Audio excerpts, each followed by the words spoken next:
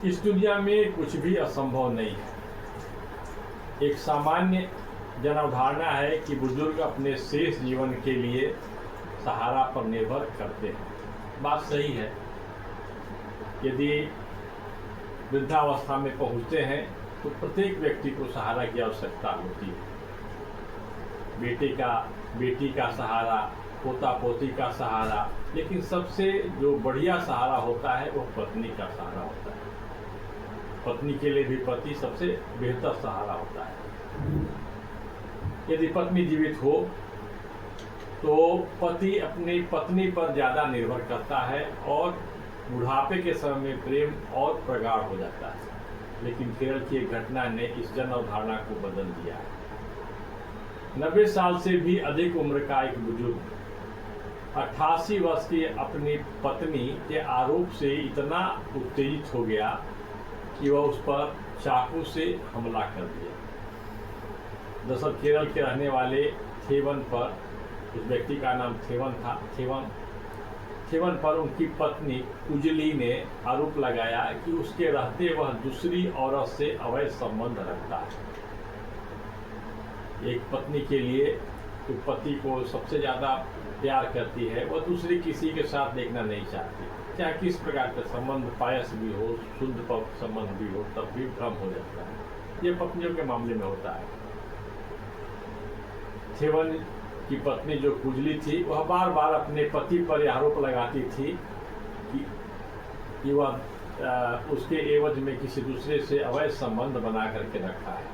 एक दिन पति इस आरोप से इतना आक्रोशित हुआ कि पास में रखे चाकू से हमला कर दिया। उसकी पत्नी कुजली बुरी तरह से जख्मी हो गई। इसके बाद उसे होश आया।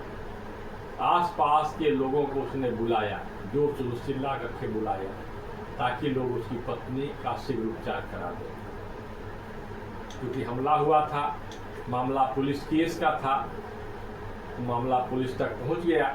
पुलिस आ गई, चाकू से हमला हुआ था, महिला जख्मी हो गई थी, अस्पताल तक बात गई। पुलिस में केस दर्ज हो गया, पुलिस ने मामला दर्ज भी कर लिया। चाकू से हमले का यह मामला रेयर था। केरल की मीडिया में भी यह खबर प्रमुखता से छपी। अतः यह मामला केरल उच्च न्यायालय के न्यायाधीशों के संज्ञान में भी पहुंच गया। 21 मार्च इसी साल, मतलब 21 मार्च 2025 की इस घटना को रेयर मानते हुए उच्च न्यायालय ने इसको लेकर विशेष पहल किया। दोनों बुजुर्ग न्यायाधीश के समक्ष प्रस्तुत हुए।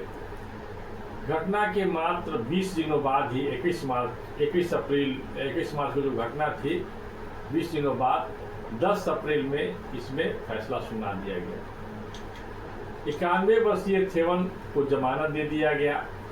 न्यायाधीश ने अपने फैसले में कहा इस मामले पर और ज़्यादा चर्चा नहीं करना उचित होगा। बुढ़ापे में दोनों पति पत्नी को खुशी से रहने देना चाहिए।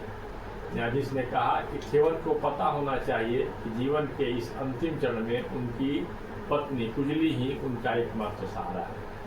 वहीं कुजली को भी यह समझना चाहिए कि थेवन ही उनकी एकमात्र ताकत है। सामान्यतः यह कहा जाता है कि कानून अंधा होता है, लेकिन केरल उच्च न्यायालय के इस फैसले ने यह प्रमाणित किया कि कानून त्रिकालदर्शी यानी व्यापक दृष्टि वाला होता है। अंधा कानून भारत की न्याय प्रणाली नहीं, बल्कि मानव को मानव के रूप में देखना और सम्यक रूप से सारे बिंदुओं पर विचार करते हुए निर्णय देना होता है। हम पश्चिम की बात करते हैं, पश्चिम की दृष्टि से देखते हैं। वहाँ पति पत्नी को एक कॉन्ट्रैक्ट के तहत माना जाता है कि एक संविदा है, संविदा के आधार पर दोनों एक दूसरे के साथ हैं। जब दोनों में रहने की मन भर जाए या कोई भी किसी पर मतलब भिन्नता हो जाए तो तलाक दे करके दोनों एक दूसरे से अलग हो जाए। लेकिन भारत के संदर्भ में जब हम बात करते हैं तो पति पत्नी का संबंध 7 जन्मों का होता है। विवाह संबंध जो है वो साक्षी लेकर के, अपने पितरों के साक्षी लेकर के, अपने पूर्वजों का साक्षी लेकर के, पृथ्वी, पेड़, पहाड़, नदियाँ, इन सबको को साक्षी लेकर के दो आत्माएं एक साथ मिलती हैं, और जब मिल जाती हैं तो अलग होना उचित नहीं माना जाता है। लेकिन भारत के संदर्भ में भी अभी जो बदलाव हुआ है, समय के चक्र के हिसाब से, समय काल के प्रभाव से जो बदलाव हुआ है, उसमें भी तलाक की बात स्वीकार करना, डिवोर्स जिसको कहते हैं, उसकी बात स्वीकार की जाने लगी। लेकिन दोनों बुजुर्गों की कहानी को थोड़ा सा और समझते हैं। आवेश में आकर के पति ने 91 वर्ष, मतलब 9 वर्ष बाद वो 100 वर्ष के हो जाएंगे, 91 वर्ष के पति ने अपनी पत्नी पर प्रहार तो कर दिया, लेकिन प्रहार करने के बाद उसके अंतर से जो व्यथा निकली, जो उसने दर्द के साथ ऊंची आवाज में चिल्लाना शुरू किया, वो दिखा रहा था कि पति और पत्नी के बीच में एक प्रेम भी होता है, एक ऐसा अटूट बंधन होता है जो दोनों को बांध करके रखता है, और यही भारतीय संस्कृति है और संस्कार है। लेकिन हमारे यहाँ जो कानून की पद्धति है, उसमें पुलिसिंग की सिस्टम भी है। पश्चिम से हमने बहुत सारी बातों को लिया है। इसमें तो होना यह चाहिए था कि इसमें ट्रायल होता, इसमें मेडिकल की रिपोर्ट लगाई जाती और फिर बहस होता।